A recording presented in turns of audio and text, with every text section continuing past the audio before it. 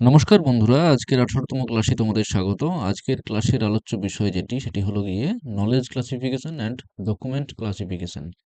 এই দুই ধরনের ক্লাসিফিকেশন কি এবং কিভাবে করা হয়, করলে কি সুবিধা হয় লাইব্রেরিতে, তা নিয়ে আজকে জানবো। প্রথমেই চলে আসি, নলেজ ক্লাসিফিকেশন কি। নলেজ ক্লাসিফিকেশন হলো সমগ্র জ্ঞান।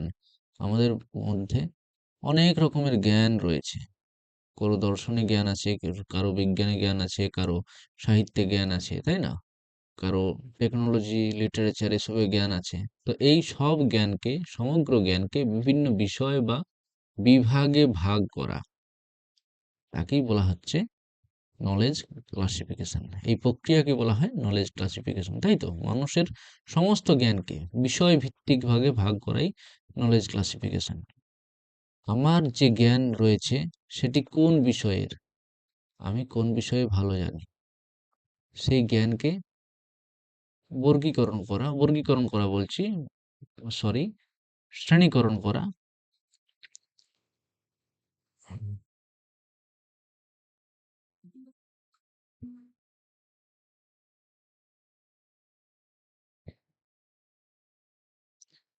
নমস্কার বন্ধুরা, আজকের 18তম ক্লাসে আমরা জানবো knowledge classification and document classification কে বলে, কিভাবে কাজ করে এবং এতে কি সুবিধা হয়। প্রথমে চলে আসি, নলেজ ক্লাসিফিকেশন কি। নলেজ ক্লাসিফিকেশন হলো সমগ্র জ্ঞানকে আমরা কি করি, ভাগ করি, এই তো। মানুষের অনেক রকমের।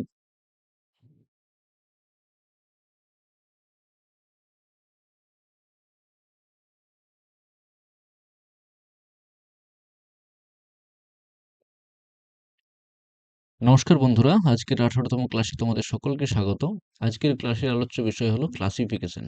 এই ক্লাসিফিকেশনের মধ্যে knowledge classification and document classification, এই দুটি বিষয় নিয়ে আমরা জানবো। প্রথমেই চলে আসি, নলেজ ক্লাসিফিকেশন কি। এটি খুবই গুরুত্বপূর্ণ।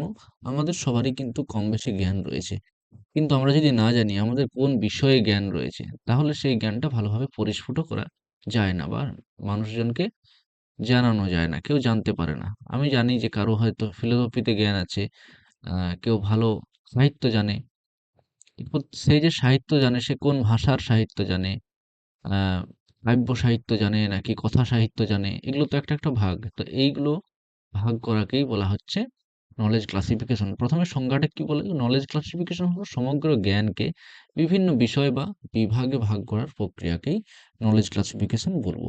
সহজ ভাষায় বলতে গেলে মানুষের সমস্ত জ্ঞানকে বিষয় ভিত্তিক ভাগে ভাগ করাই হচ্ছে নলেজ ক্লাসিফিকেশন। ঠিক আছে, এটা কিন্তু তোমরা নোট ডাউন করবে। উদাহরণ কি আছে, মানব জ্ঞানকে বড় বড় ভাগে ভাগ করা যায়, যেমন philosophy, social science, science, literature, technology.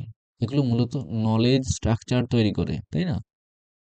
এর বৈশিষ্ট্য কি, সমস্ত জ্ঞানকে অন্তর্ভুক্ত করা, হায়ারকিয়াল স্ট্রাকচার, সাবজেক্ট রিলেশনশিপ দেখায়, লজিক্যাল অর্গানাইজেশন দেখায়। তোমরা আগের ক্লাসে দেখেছো যে সাবজেক্ট রিলেশনশিপ কিভাবে দেখানো হয়, হায়ারকিয়াল স্ট্রাকচার কি, ইউনিভার্সাল নেচার কি, লজিক্যাল অর্গানাইজড কি। তো এই যে মানুষের যে বড় বড় ভাগ জ্ঞানের, ফিলোসফি, দর্শনে কেউ হলো, কেউ সমাজ বিজ্ঞানে, কেউ বিজ্ঞানে, কেউ সাহিত্যে, কেউ প্রযুক্তিতে, এই জ্ঞানকে কিন্তু আমরা ক্লাসিফাইড করার জন্য ডিডিসি, সিসি, ইউডিসি বা এলসিসি এগুলো ব্যবহার করি। তাহলে কেন আমরা, কোন উদ্দেশ্যে আমরা ক্লাসিফিকেশন করব? মানব জ্ঞানকে সংগঠিত করব, বিভিন্ন বিষয়ের সম্পর্ক বোঝাবো। আচ্ছা, এরপরে নতুন জ্ঞান যুক্ত করা সহজ হবে। তাহলে আমরা সেখানেই সেই বিভাগে সেই জ্ঞানকে রাখবো। তারপর গবেষণাকে সহজ করা, সহজে আমরা খুঁজে পাবো, তাই না? গবেষণাতে টাইম কম লাগবে। নলেজ ক্লাসিফিকেশনের উদাহরণ কি? লাইব্রেরি সায়েন্সে কয়েকটি গুরুত্বপূর্ণ নলেজ ক্লাসিফিকেশন সিস্টেম রয়েছে। ডিডিসি একটি নলেজ ক্লাসিফিকেশন সিস্টেম।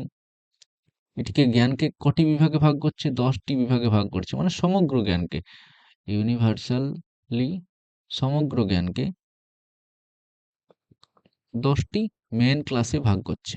এই ক্লাসগুলি তোমরা আহ, নিশ্চয়ই মনে রেখেছো, বা যাদের মনে নেই তারা কিন্তু এই ক্লাসগুলি মনে রাখা অত্যন্ত জরুরি। ঠিক আছে, এই 10টা মেন ক্লাস আছে। এই 10টা মেন ক্লাসের মধ্যে কিন্তু পৃথিবীর সমস্ত জ্ঞান এখানে ভাগ করা আছে। এটি তৈরি করেন কি মেলভিল ডিউই 1876 সালে। তারপরে আছে সিসি, যেটা আমাদের ভারতীয় তৈরি করেছেন এস.আর. রঙ্গনাথন, তাই তো? ফ্যাসেটেড ক্লাসিফিকেশন সিস্টেম এটা, কিন্তু এটা নলেজ ক্লাসিফিকেশন একটা। তারপর আছে ইউনিভার্সাল ডেসিমাল ক্লাসিফিকেশন। তারপরে 4 এ আছে কি লাইব্রেরি অফ কংগ্রেস ক্লাসিফিকেশন। এগুলো সবই হচ্ছে নলেজ ক্লাসিফিকেশনের উদাহরণ। ওকে, এরপর চলে আসি ডকুমেন্ট ক্লাসিফিকেশন। ডকুমেন্ট মানে লাইব্রেরির যে বই থাকে বা যে কোনো তথ্য সম্বলিত পুঁথি থাকে যে কোনো পাণ্ডুলিপি থাকে, সেগুলিকে আমরা একটা নির্দিষ্ট ক্লাস নাম্বার দিয়ে সাজাই, তাই না? সেই ক্লাস নাম্বার দিয়ে সাজানোর প্রক্রিয়াটাকে আমরা ডকুমেন্ট ক্লাসিফিকেশন বলবো। ডকুমেন্ট ক্লাসিফিকেশন হচ্ছে কি লাইব্রেরির বই বা ডকুমেন্ট তাদের বিষয় অনুযায়ী একটি নির্দিষ্ট ক্লাস নাম্বার দিয়ে সাজানোর প্রক্রিয়াকে আমরা ডকুমেন্ট ক্লাসিফিকেশন বলবো। ডকুমেন্টকে সাবজেক্ট অনুযায়ী লাইব্রেরি সেলফে সাজানো ডকুমেন্ট ক্লাসিফিকেশন। এখানে পার্থক্য দিয়েছি, কি পার্থক্য? নলেজ ক্লাসিফিকেশন আর ডকুমেন্ট ক্লাসিফিকেশন, ঠিক আছে? এই দুটো। প্রথমে কি বলছে, নলেজ ক্লাসিফিকেশন সমগ্র জ্ঞানকে ভাগ করে। হ্যাঁ, আমরা দেখলাম যে ডিডিসি 10টা মেন ক্লাসে জ্ঞানকে ভাগ করছে। আর ডকুমেন্ট ক্লাসিফিকেশন করলে কি হচ্ছে, সেটা সেখানে লাইব্রেরির বইকে ভাগ করছে। লাইব্রেরির বই কিন্তু ভাগ হচ্ছে, কিভাবে ভাগ হচ্ছে?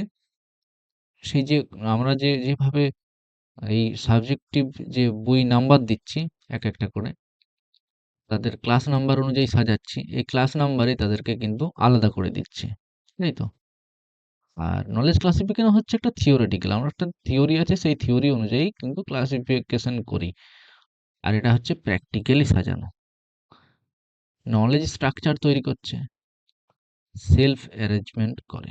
ওকে, অর্থাৎ সেলফের মধ্যে সাজানো থাকে টপ টু বটম বা বটম টু টপ, যেভাবেই হোক একটা স্ট্রাকচারের মধ্যে কাজ করে। কিন্তু সাবজেক্ট ইউনিভার্স নিয়ে কাজ করে, ডকুমেন্ট নিয়ে কাজ করে।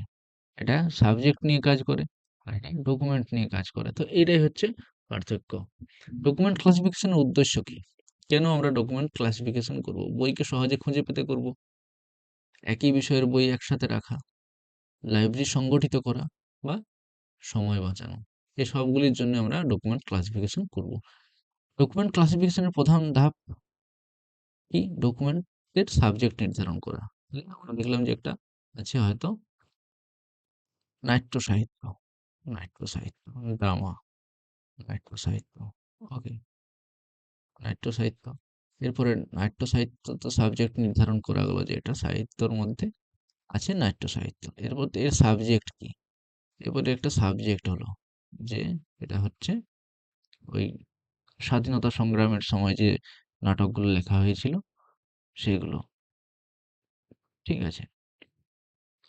তারপরে আছে ক্লাসিফিকেশন স্কিম নির্বাচন করা। এরপর আমি দেখলাম যে আমি ডিডিসি থেকে করব এটা।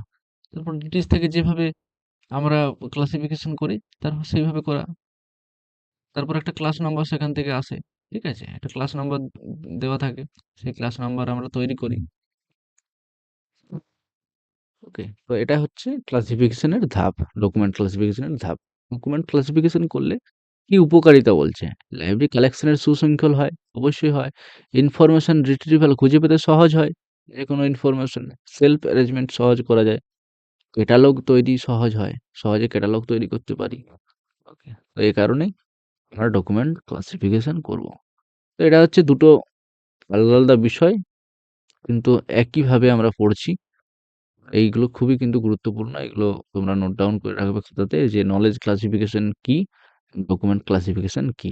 নলেজ ক্লাসিফিকেশনের উদ্দেশ্য, উদাহরণ, ডকুমেন্ট ক্লাসিফিকেশনের উদ্দেশ্য, উদাহরণ এবং কিভাবে ডকুমেন্ট ক্লাসিফিকেশন করব আমরা। ওকে, সো থ্যাংক ইউ। পরবর্তী ক্লাসে দেখা হচ্ছে। ধন্যবাদ।